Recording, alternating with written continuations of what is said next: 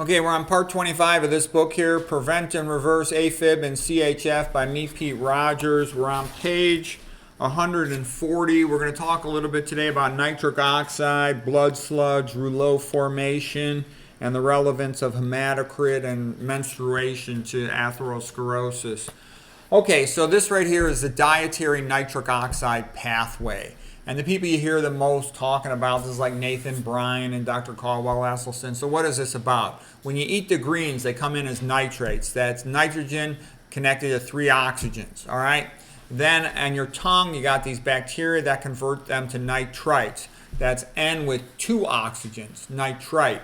Then that is you swallow it, it goes down in your stomach, and the stomach acid converts it from nitrite, NO2, to nitric oxide, NO. That's absorbed into your blood, and it goes around your blood throughout your arteries, causing systemic vasodilation.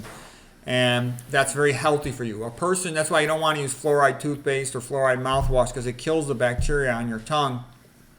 Then you can't convert the initial step of NO3 to NO2, nitrate to nitrite.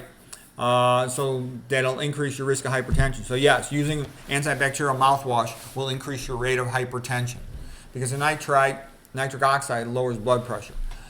Other things that can make it worse: if you're using a proton pump inhibitor lowering the acidity of the stomach, that'll decrease the second step when you would go from NO2 to NO, and that'll also increase your risk of hypertension.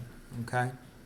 And also you want to eat these greens so you get the benefit of these things, because as you get older, your endothelial cells don't make quite as much nitric oxide. So you want to make sure you're eating your greens. Eat some greens every day. Okay, now here is the famous experiments of Peter Quo. Peter Quo was a cardiologist in Pennsylvania. In the 1950s, he took all these cardiac angina patients. Angina means cardiac chest pain or shortness of breath on exertion. Okay, so exertion-induced shortness of breath or chest pain. And he fed them saturated fat, and he later on fed them unsaturated fats. Well, here's what he found. If you feed them sat fat, like Ansel Keys has shown, sat fat increases atherosclerosis risk. And it totally does. All dietary fats are bad, all right? Don't listen to what anybody else tells you. I'm telling you the truth. If you study it for a while, you'll see that's true. McDougall knew this. Pritikin knew this, okay? It's pretty obvious once you've studied it. They cause the red blood cells to stick together, either through the chylomicrons, the initial fat absorption component, or through LDL cholesterol, or through triglycerides. All of them stick the fat together, stick the red blood cells together. Red blood cells have a negative charge in the outer surface of zeta potential.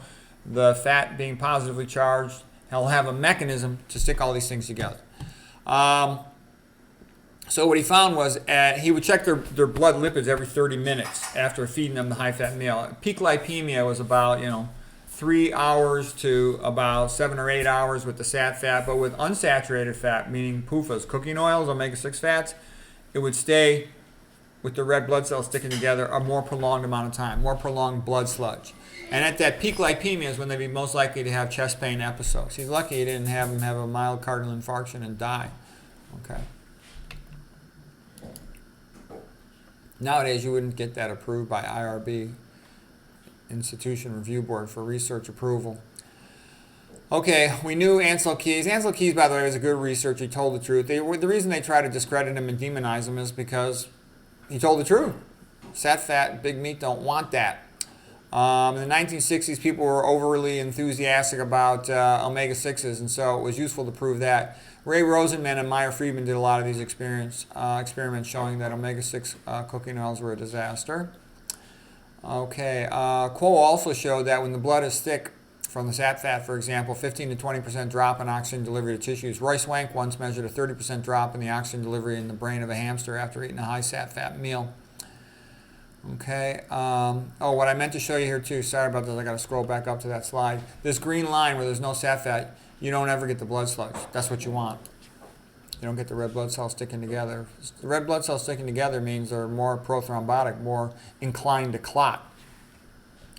Okay, now here's another interesting slide. You look at this here, and what you see is here's the hematocrit, meaning the percentage of red blood cells in the blood, versus the viscosity, the thickness of the blood. So the higher the hematocrit, the more red cells you have. And by the way, over 99% of your blood cells are red blood cells. There's tons more red blood cells than there are white blood cells. The higher the hematocrit, the higher the blood viscosity, the thicker it is. In fact, it's like the main determinant. This is why some of those Tour de France bicycle riders taking the epoetin to increase their hematocrit, their red blood cells. They might get more energy for going up a hill when they needed maximum blood volume, but when they're laying around, they would have increased rate of myocardial infarction and die. Young guys in their 20s and 30s because they were getting their hematocrits up into the 50s. Not a good idea. Okay, the next thing is the big question is, why do women live longer than men? And of course the joke is because they're not married to women. But in reality, the reason why women live longer is because when they menstruate, they get the red blood cells out of their body. They lower their hematocrit, and that lowers their blood viscosity, which lowers their blood pressure, which lowers their atherosclerosis risk. So that's a big health advantage over men. Plus also men tend to be iron overloaded, getting ferrous redox cycling and blood, amyloid clotting related to that. Also getting oxidative stress in their mitochondria and other locations from the iron overload. You don't want excess iron because when you get excess iron, you overwhelm your storage capacity. You're transferring in the blood carrier protein, your ferritin storage protein inside of cells, and it starts becoming free. Iron is like a fire. Okay, it's like Eugene Weinberg had said this. Iron's like a fire. In your kitchen, it's good. You cook on your stove. In your fireplace, it's good. You warm your house. But in your free iron is bad. It's fire all over the place, just destroying things. Okay, so this is the secret of why women live longer.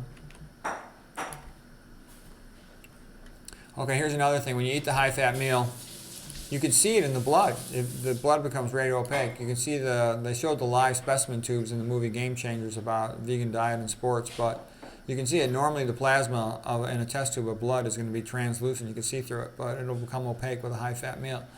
Not good. The blood's thick. Blood's thick. You got to pump higher pressure, get it up to the brain. Blood pressure goes up. That's hypertension. Hypertension starts damaging arterial walls, causing atherosclerosis, meaning a blood clot on the wall of the artery. Not good. Okay, I think that's all we got for today. Next time we'll talk about diabetes. Hope you found that helpful.